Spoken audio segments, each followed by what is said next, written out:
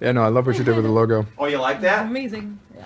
I always like to make a special logo for everything because, that's the only way to do it.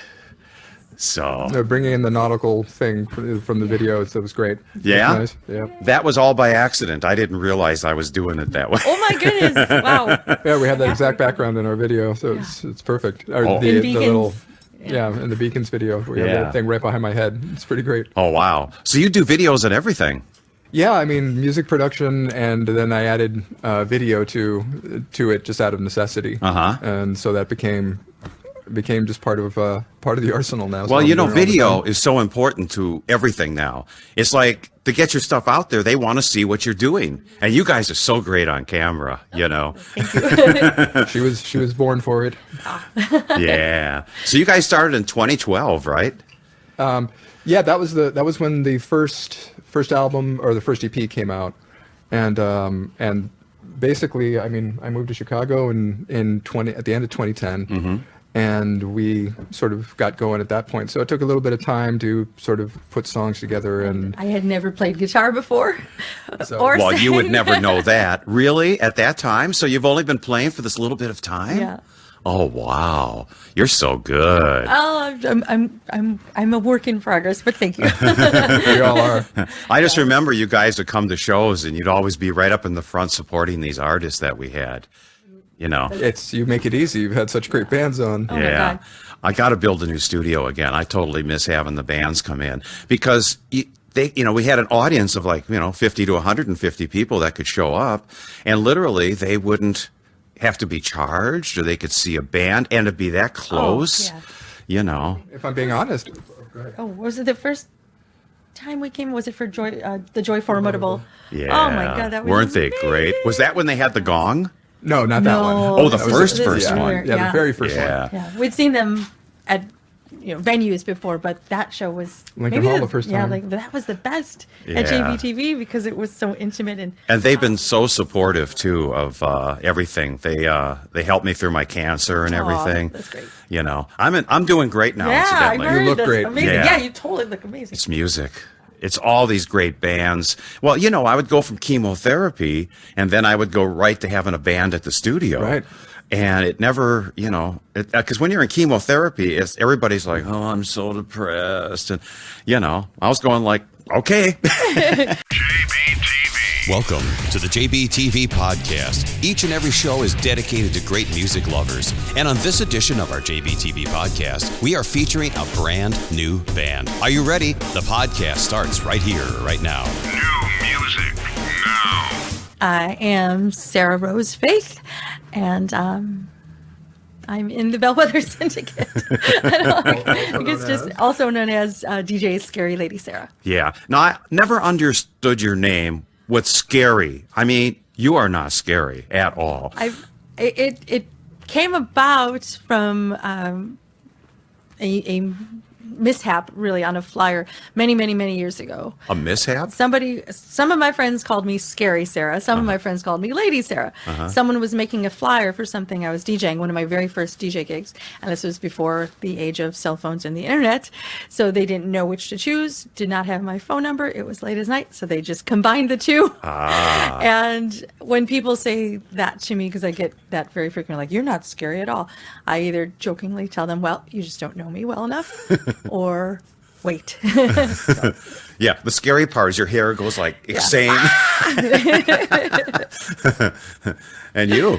William Faith, co-founder of the Bellwether Syndicate, and former member of more goth bands than probably anybody else. Yeah. How many? Jesus. At this point, it's It's like 20. I've actually never gone back and counted them. Oh, wow. But it's quite a list, and so yeah, blessed on all sides. Wow, it's amazing. So this is a great edition of JBTV from the heart of the Windy City, downtown Chicago. I have an awesome Chicago band that knows all about JBTV. And they're coming up next. We're going to see their latest music video, right? Indeed.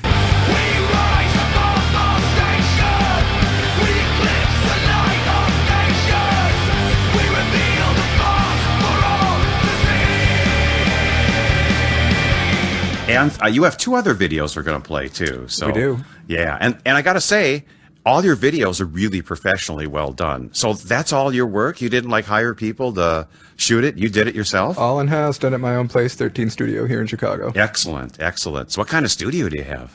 It's just a mixed-use studio. I mean, we do primarily music production, so audio is my main thing. So I produce and engineer records for bands. And then we've, into the pandemic, we started adding live streaming. So Sarah does Nocturna on Tuesdays. Yeah, on Twitch. From down there. And Is it that was- working out for you? Like you make money off that and stuff? I have a little income from that. Wow. A little less than I did during the pandemic because now clubs are open, so less people are doing it. And even though I am returned to live nightclub DJing, the Twitch community has been so amazing and Yeah, and yeah. it's just fun and it's a different way to experience music and share it that I've continued to do it. And a little income is nice as well. I know Greg Corner. I set Yeah. up a Twitch one Yeah. too, and I did a few, but I have to turn on all this extra equipment, and I couldn't afford the electric bill. Oh shoot. No, it's a big overhead for sure for something with that It's scale. crazy, isn't it? Indeed. Yeah, electric and cost. Everything costs so much. It does. I'm amazed at how expensive concerts have gotten. Not necessarily for you guys, but these mega artists. It's like who wants to spend $1,000, $1,200 for 2-hour concert? And then you got to park, and then you got to go out for dinner for another couple $100. It's like it's no longer like it used to be. Post-pandemic, it's gotten crazy. It's become a different animal out there, and expenses have gone up. Clubs and venues are a lot less willing to take a risk, so they're sort of ratcheting up ticket prices, and so the attendees are the ones who are ultimately paying the price at the end of the day. For that reason, we still try to keep our stuff super reasonable in terms of merch prices and ticket prices. We don't like anybody being gouged, but the end result is we have to be a lot more choosy about what we do. Well, you're a perfectionist. I can tell that, So, well, let's see some videos of live performances that you've been at or had something to do with. I guess we should start with the March Violets, right? Oh, yeah. Right on JBTV stage.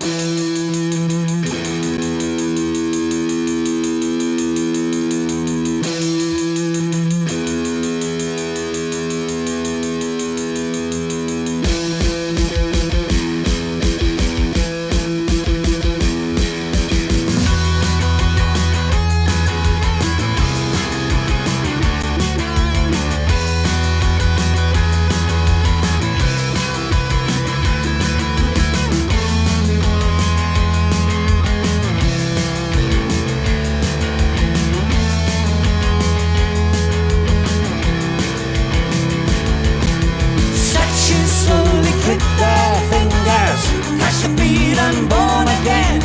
Come into the drawing room, she draws them in that smoke-filled room. Broken glasses, token smiles, dust is fine, so she breathes it in. She circulates with ermine hands, picking the wallflowers one by one. Now walk into the sun. Now walk into the sun. Now walk into the sun. I want you to walk with me. Walk into the sun.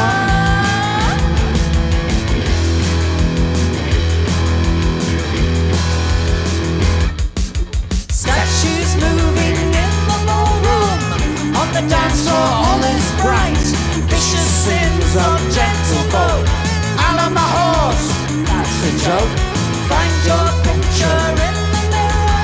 Find your portrait on the wall. Turn the sun knob back again.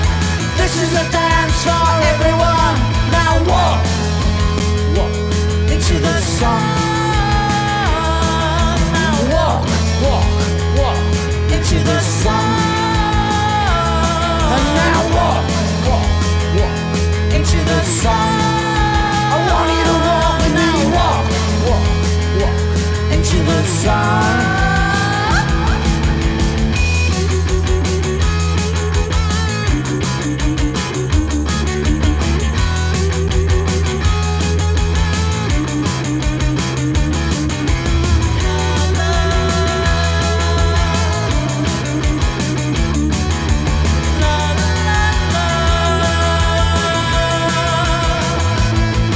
Now walk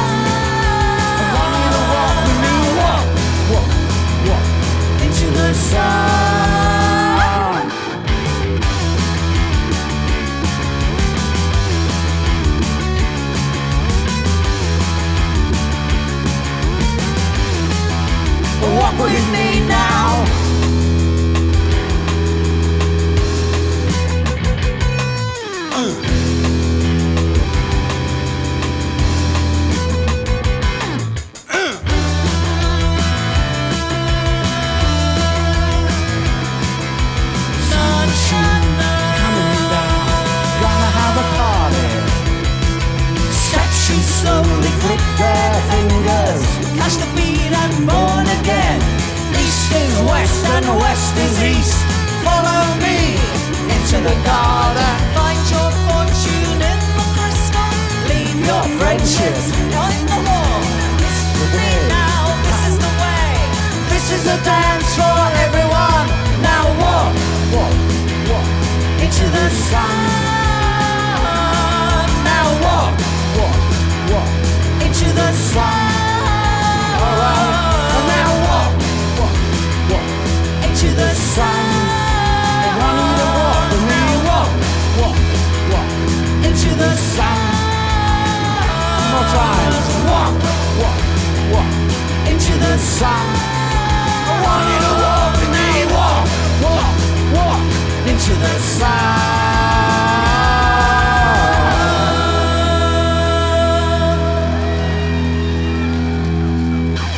Thank you for throwing stuff at us. Lovely. Always good to have.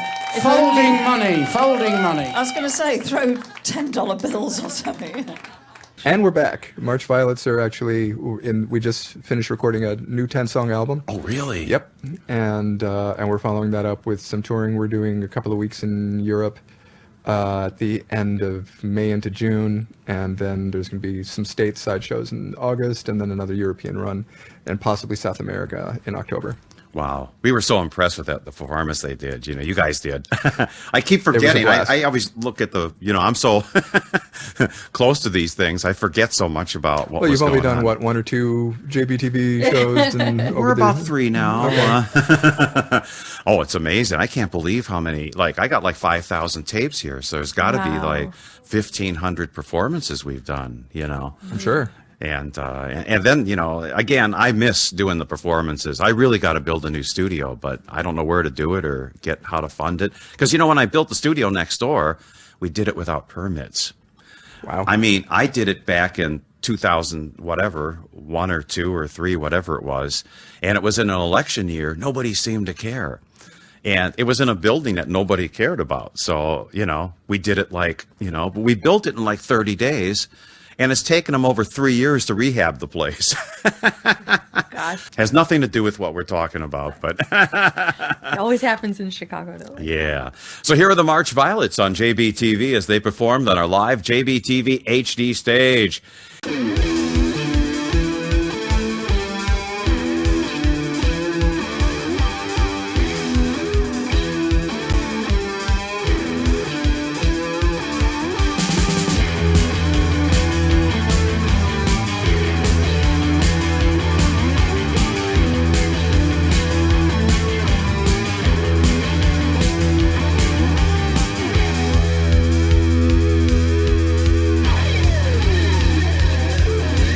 Take my hand, said Cleopatra. Take me to the fire to burn. Save your passion and your kinship. Take me to the flames, the flames, the flames, the flames. Now!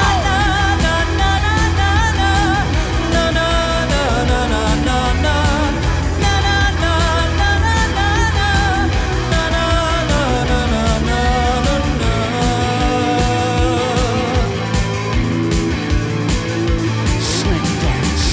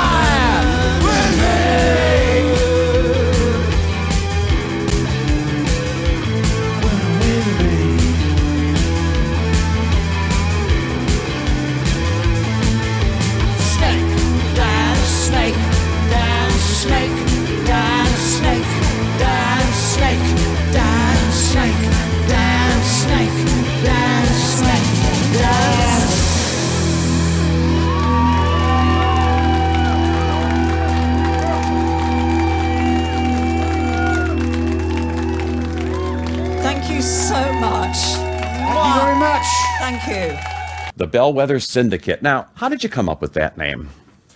We were kind of going back and forth about a few different names, and I'm glad we landed on this one. I do have a penchant for coming up with names that, as soon as you say them, the person listening will go, "What?" And so, most bands I've been in, you wind up having to explain the name for some end purpose. But in our case, the syndicate concept was something that appealed to me. This almost sort of rock and roll mafia kind of. Well, you sort of look like you could be in the syndicate here. You got, you're so, smartly dressed and everything, and by design. but you're in the rock and roll syndicate. Precisely. Yeah, And the which is bellwether cool. aspect is just kind of being able to forecast trends, seeing what's coming. And so it's that blend of that idea that's kind of where that's the spot we like to live in.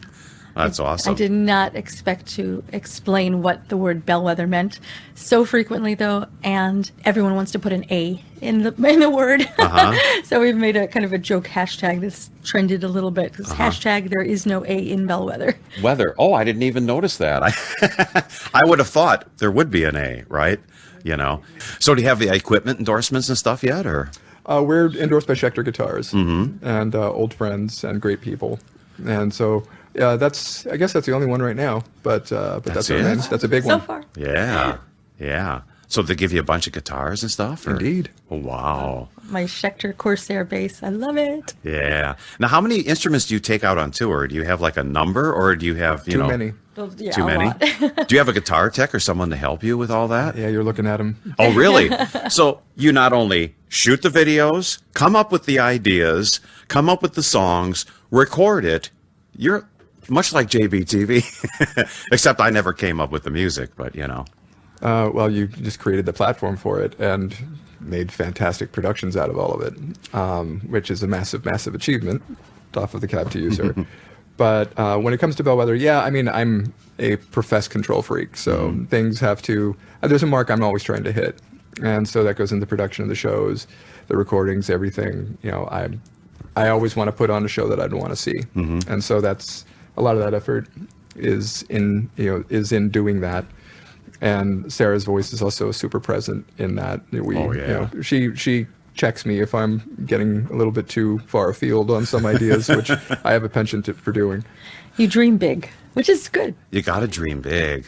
I never give up on dreams, right? So when you put all these things together and you're playing your tour, so what's the next thing now? Because you're going on a big tour with your new album. Yes, yeah, we're going to be out with Clan of Zymox through all of March, and we're doing Concord Music Hall here at the end of the month. And then right now we're sort of fielding offers for a European run probably in July, and then stateside run right around that same time. So how long is the European run? A few weeks, or? Still in negotiation, but usually we try to get out for about 2-3 weeks at a time. I think it's great that when you go overseas, aren't the audiences like more excited in a lot of ways to see you? It depends on the event in the country, I think. We've had some of our biggest and definitely our two biggest and best shows were when we played the Wave Gothic Treffen Festival in Leipzig, Germany. And that's amazing. I mean, Wow. thousands of people and people singing along and knowing the words and dancing and really getting into it. Europe, for me, going back, decades now, it's the audiences there are just so into the show, very appreciative, not so concerned with, being cool, or you really have to win American audiences over. It takes a lot more effort to kind of get them in the palm of your hand. You really have to make that connection. And that's, sometimes, in some cases it's right there waiting for you. Other times you kind of have to convince them. European audiences are just really open to the experience and just go for it. Right.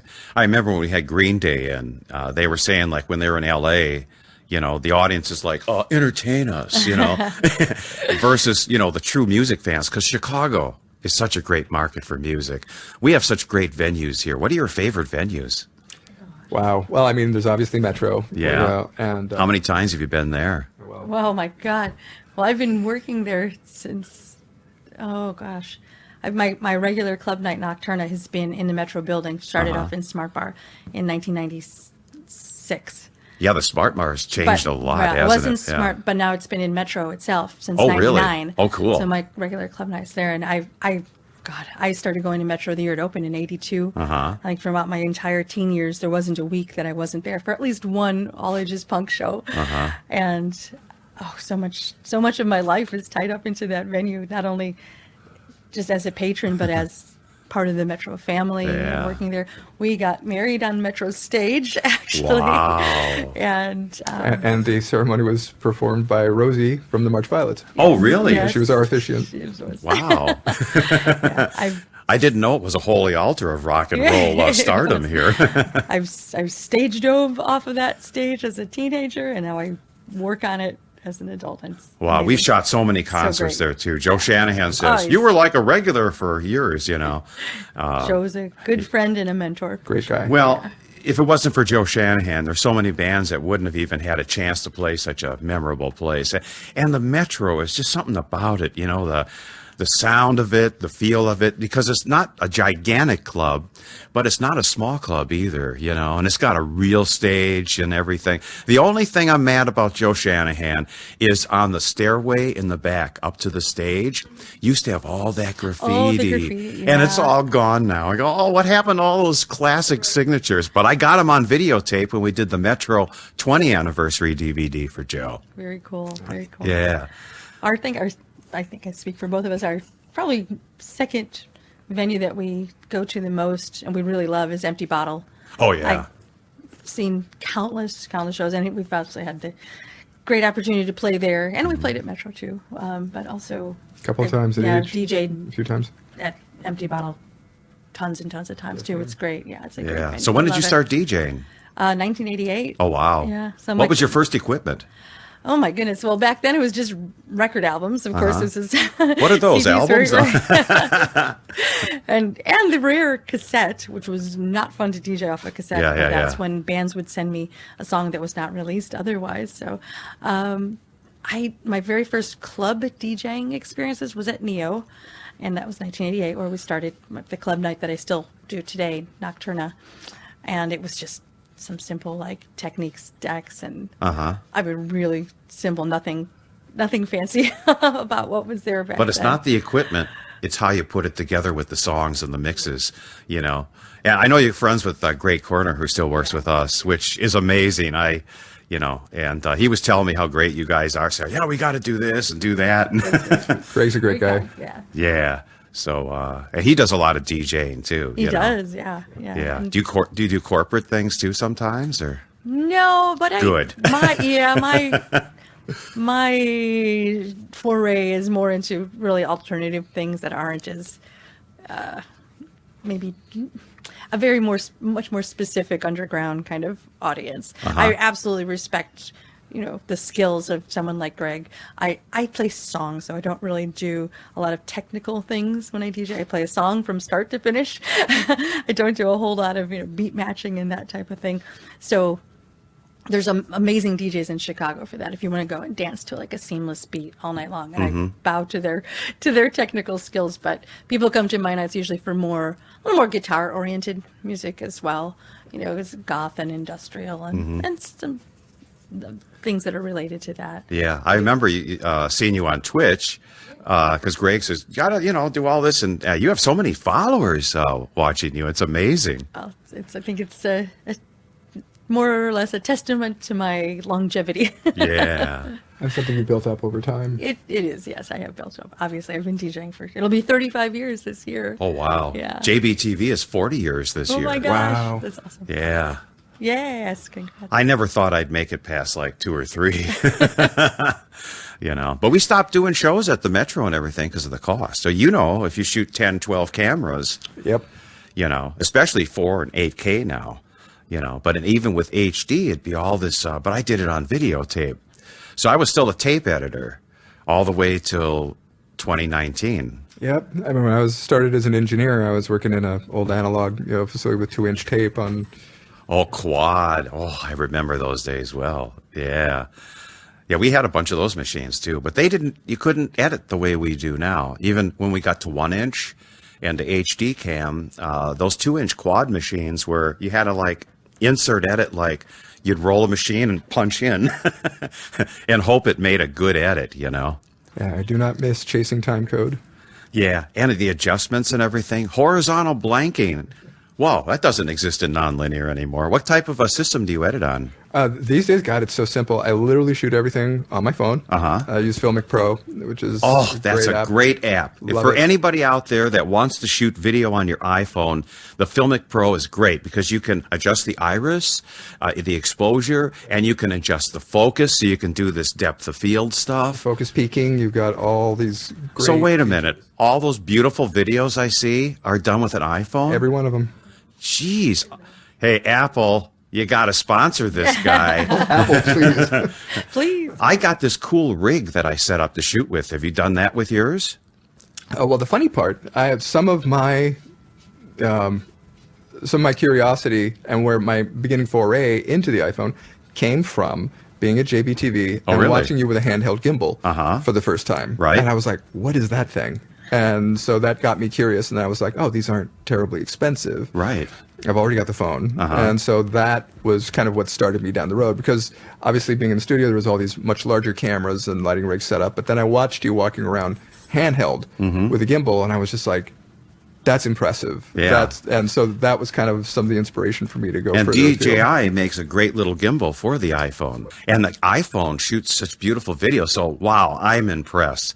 You know, here I thought you did like with a Canon camera or one of those big Alexas, you know, or whatever. And All this. shot on an iPhone. Yeah. So you didn't even have to do a lot of lighting either. It's a regular 3-point lighting for most of it. Yeah. 3 softboxes and some spotlighting, motivated lighting. That was about it. I'm so impressed with you guys. You're so talented. That's all. Your music's so great. Now, talking about music, let's go back and play some music videos of yours. Okay? Now, the one that I got queued up is Dystopian Mirror. Tell us about that video. Well, that's about a mutual friend of ours who had passed back in 2013, and was a good friend to both of us, and had succumbed to some personal demons. And there was a number of the community that knew him, and we were all knocked back when we heard. And it was basically about someone falling into the depths of drugs and alcohol and isolating and kind of getting into their own misery and not being able to reach out of that. And for us, there's just an anger that goes along with it, that it's, you know, what Sarah was the first person who said this to me, but it's always stuck in my mind that it was a permanent solution to a temporary problem. And we never got the opportunity to talk to him, to, you know, be there and help him out of it. And he just isolated and stayed away from people who could help him. And the resulting anger from that was what motivated the song and then the video. And the narrative, the lyric, is meant to be the voices inside his head as he's sort of going into this descent. And so the video was intended to be just a sort of a documentation of that, in the hopes that it might speak to other people who were in that situation, that it might, you know, provide some perspective or some modicum of inspiration to reach out. Yeah, drugs and alcohol. Wow, what a combination, huh? And I like smoking pot, which doesn't have any of those kind of things. But, you know, but when you get into doing, I've known so many of my friends that aren't here anymore that got into cocaine very heavily and heroin. And, you know that the Dandy Warhol song, Heroin is So Passé? I sort of think of that all the time when I hear that, but it isn't, you know, and it's still very prevalent in the entertainment business. And Absolutely. I mean, I got that stuff out of the way early for the most part, and you know, certainly gave it a nudge, you know, but the rest of it, it's, you know, over time you just see way too many people dropping off way too early. And between the two of us, I think that, you know, the number of people that we know that have checked out either, you know, Either on their own, intentionally or unintentionally. right? Yeah, yeah. It's Use of drugs. it's probably that's ahead of heart disease or cancer by a considerable margin. Yeah. People we know. Yeah. Well, cancer ain't fun either. No question. But yeah, it's a crazy thing that drugs do to you. You know, it's like sugar addiction too. You know, once you start getting into it, you can't stop, you know. But at least sugar doesn't kill you, except when you get diabetes or something later on, you know. But that's another whole story. Well, here's the video right here, right now on JBTV as the music continues. Intro it for us. This is Dystopian Mirror from the Bellwether Syndicate.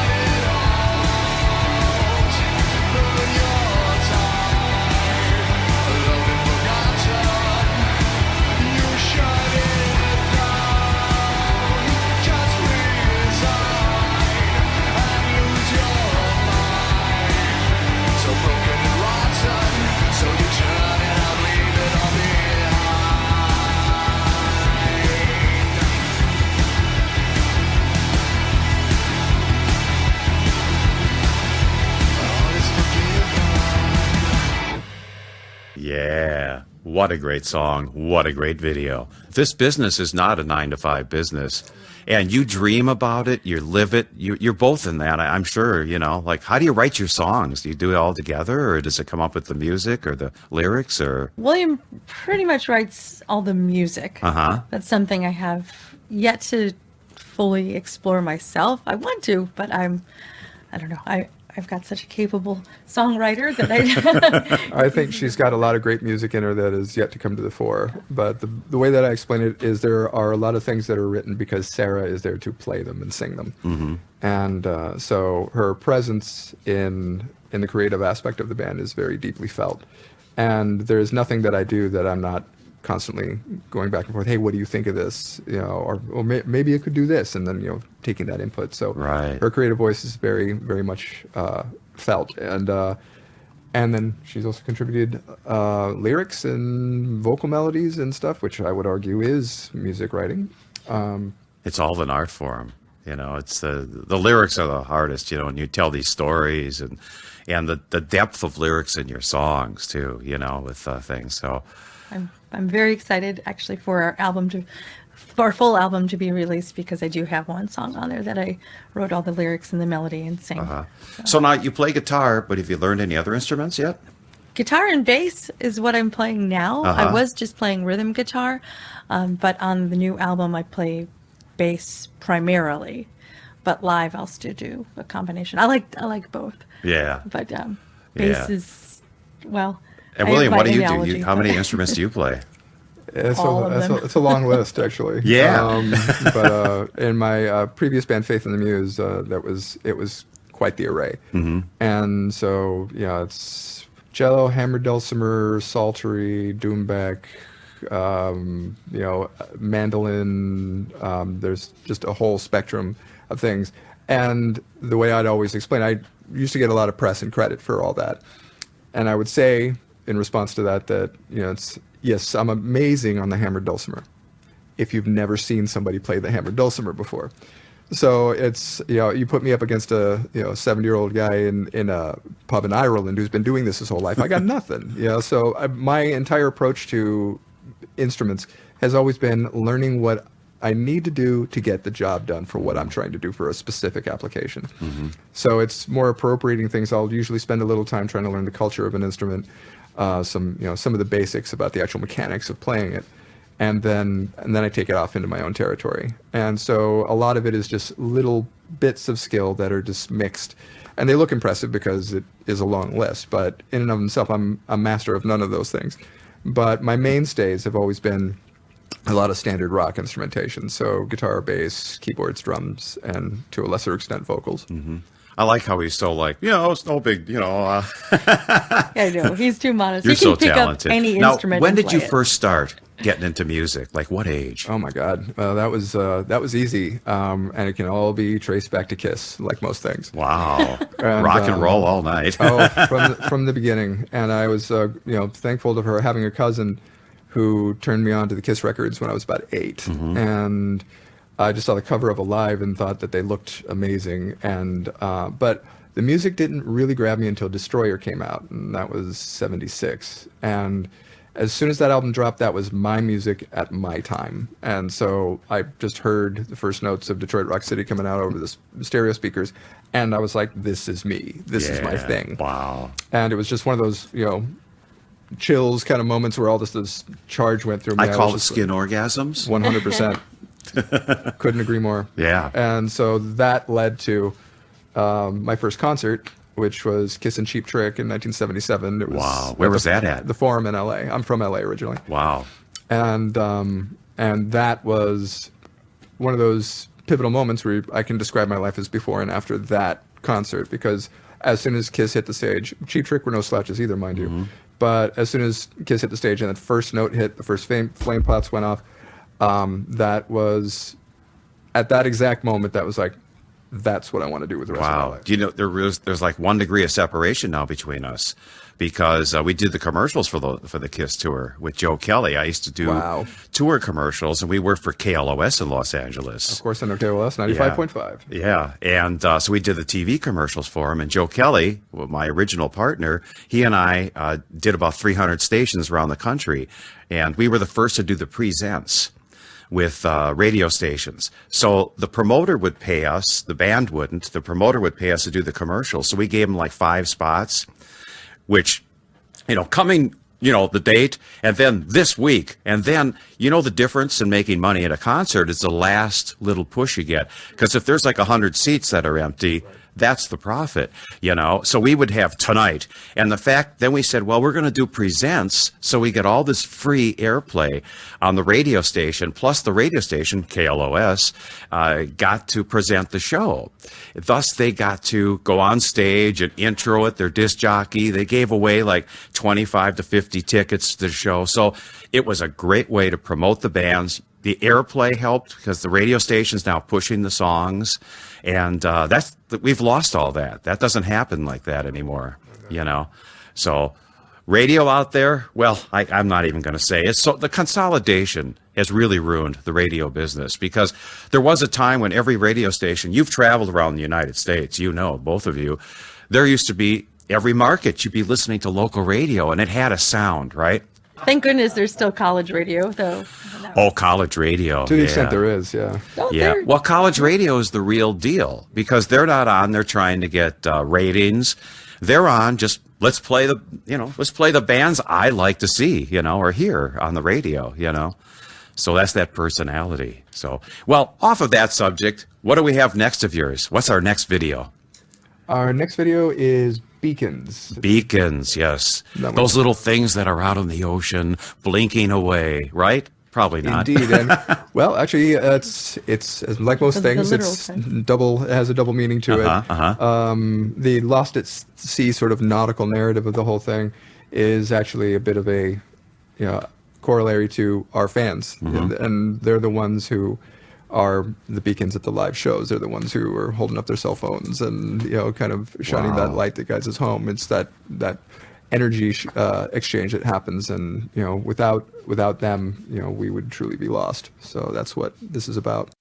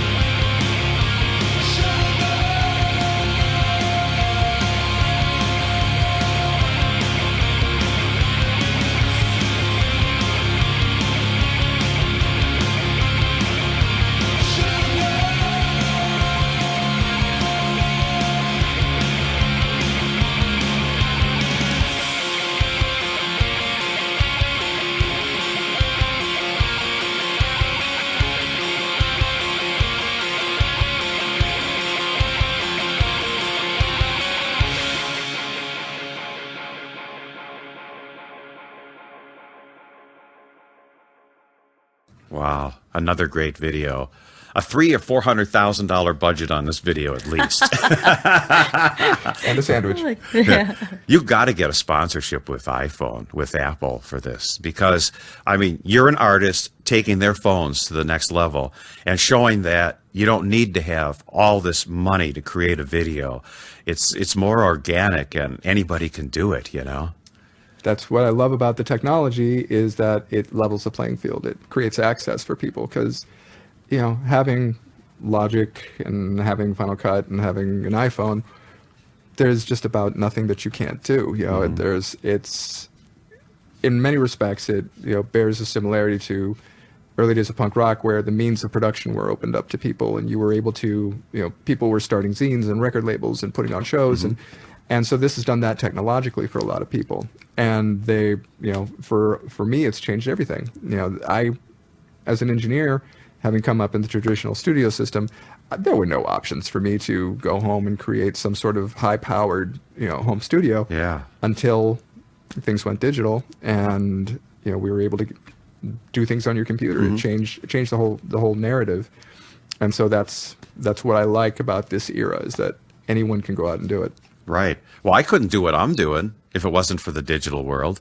You know, up until the last time, well, I was the first to have a digital disc recorder. I had a 8-channel. I showed you that, I think, the last time you were at our studios, you know.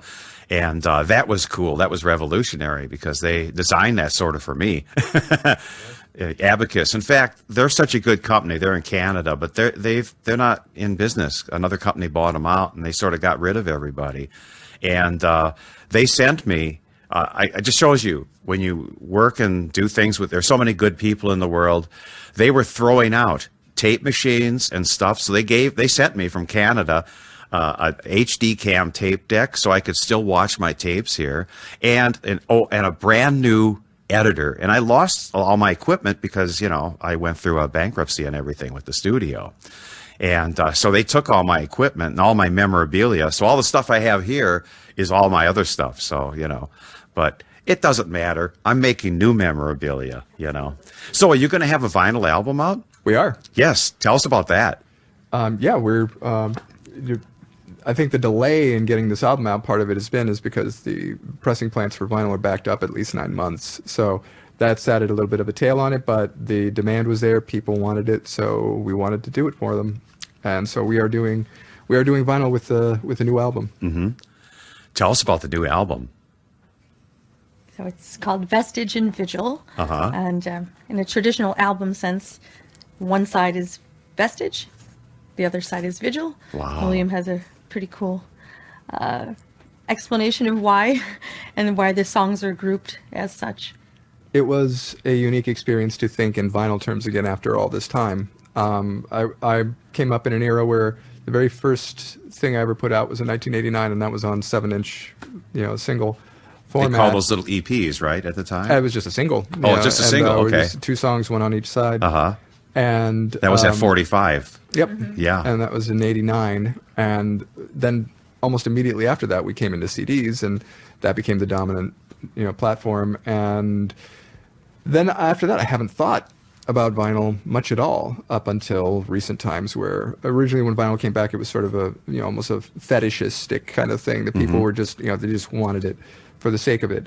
And now it's actually gotten to the point where, I mean, I think Taylor Swift's album went gold the first day on vinyl sales alone, which is insane. And so now we're in an era where vinyl is actually viable again, and people are actually clamoring for it. I don't know that it'll last, but it's here now, so we're doing it.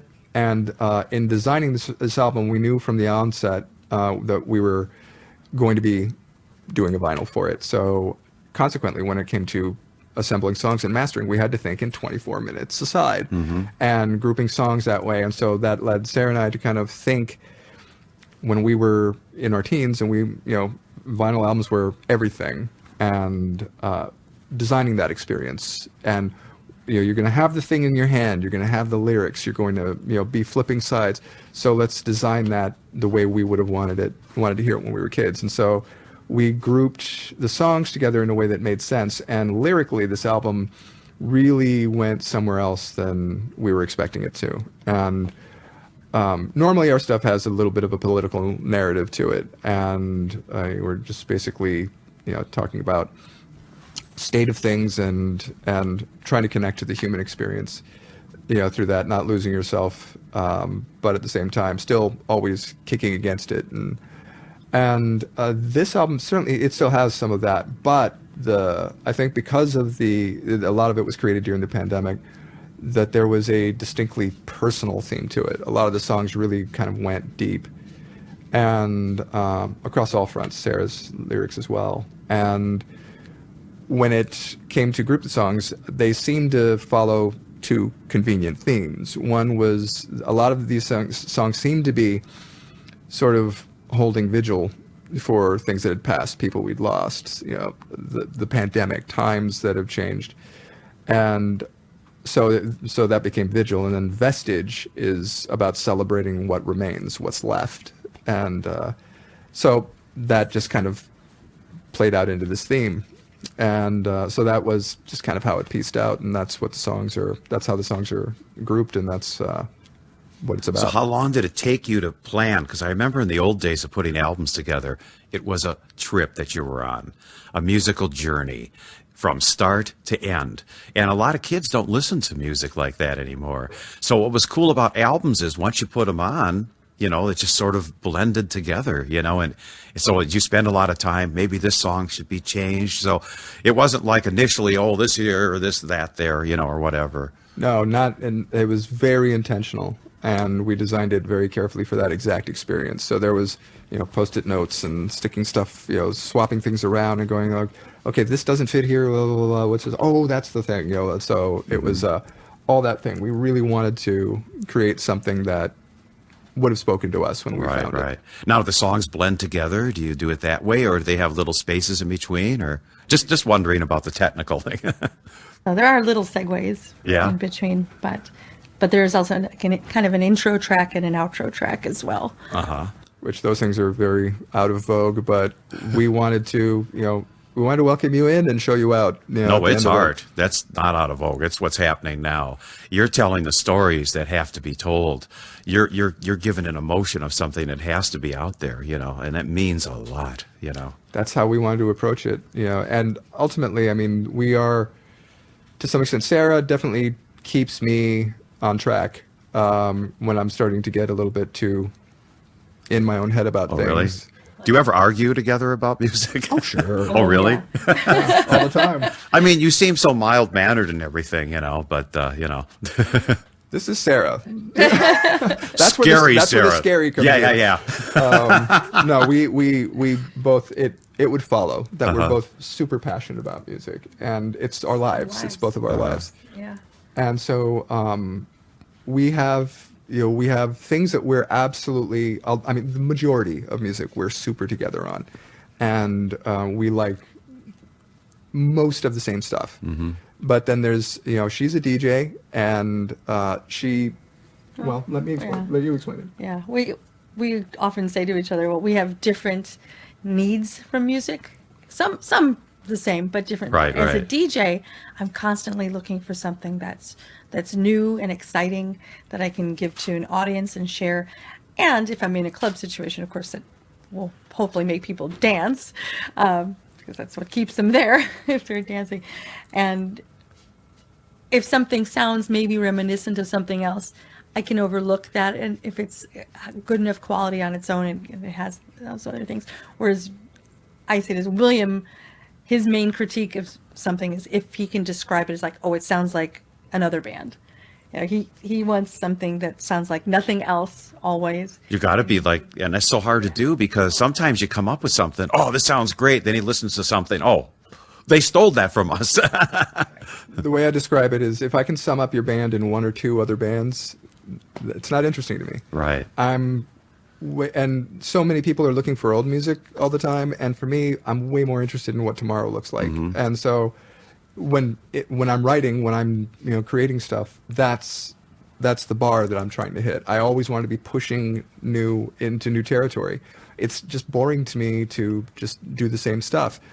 my rambling screed on it is, if I have to reach for 5 or more bands to describe what you're doing, odds are you've had an original thought. And those are the things that interest me. There are scads of bands out there that are doing really unique and powerful stuff, and that's what turns me on. That's the stuff that I'm really interested in.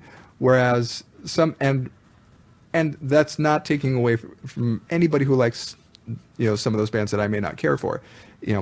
I certainly don't care to dictate anyone's taste or tell them what they should or shouldn't listen So to. personally, why would you? Exactly. Yeah. So, but for me personally, I'm always looking for bands that are pushing the envelope and doing something different and advancing, the style and the genres and the narrative into new territory. I think a lot of my interest in music too is the culture around it, not just the actual finished art, but the community. And too, since I am a nightclub person, that community is everything. So you're used to staying up till like 4 a.m. or something. Oh, at least. Yeah, that's us every night. Yeah. Wow. So what's the new music that's happening that you've been playing that you've been liking? Oh my gosh. Like what kind of Oh, artists so- are out there that? So many in the kind of, I guess, under the post-punk and dark wave umbrellas of things. I mean, some of our, mine and William's favorite bands you've had on. We really love Actors. Oh, They're Actors. good friends and Were you at great that band. show? Yeah. Oh, wow. See, Yeah. I We've can't played- remember all the shows that I'd see you at. And we've Yeah, played we've with them. toured with them, We and- toured with them. And Yeah, Boot I love Blacks. them. Boot Blacks, another one. Wow. Great people. Well, great. let's see Actors right here, right now on JBTV as the music continues from downtown Chicago. This is a great edition of the show. We are just having fun talking about music and stuff like that.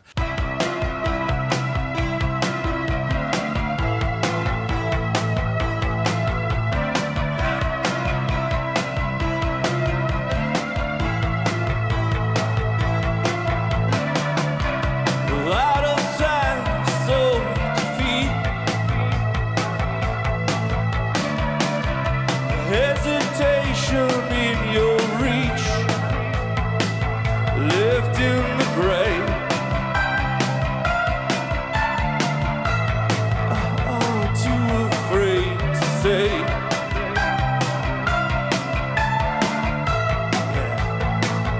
Let goes away.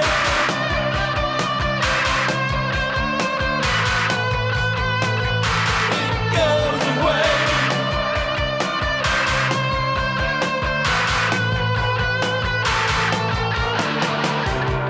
All the places you could lay, and the line drawn in the sand, it never shows. All the bastards that you know.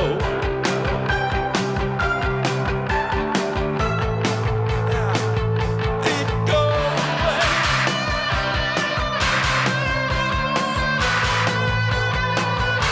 It goes away. It goes away.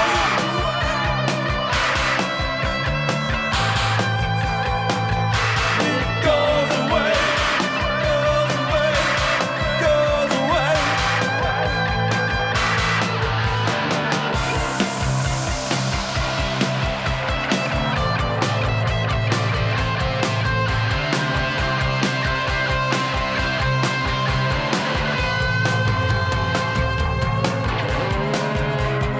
All the places you could lay,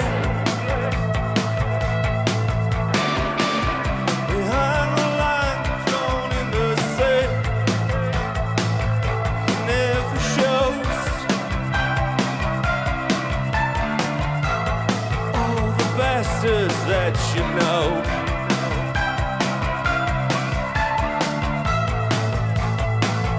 It goes.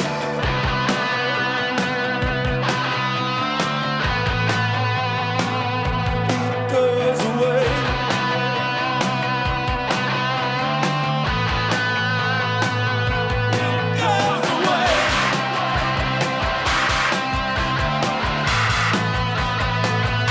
It goes away.